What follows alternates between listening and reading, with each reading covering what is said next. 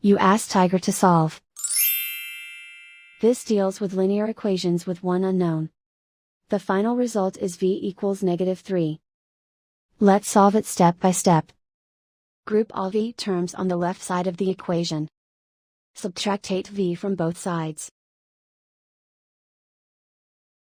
Group like terms. Simplify the arithmetic.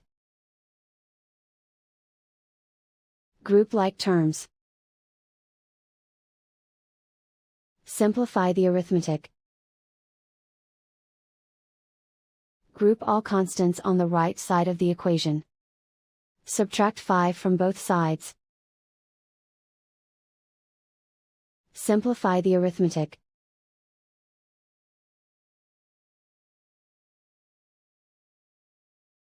Isolate the v. Divide both sides by -2. Cancel out the negatives.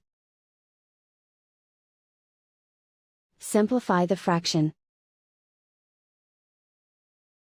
Move the negative sign from the denominator to the numerator.